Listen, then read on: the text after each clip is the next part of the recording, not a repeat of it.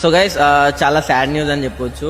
ఇమ్రాన్ అనేది ఏదైతే old account ఉందో లైక్ 1 name దగ్గరలో ఉంది. ఆ అకౌంట్ అనేది అయితే ఆల్మోస్ట్ హ్యాక్ అయితే అయిపోయింది.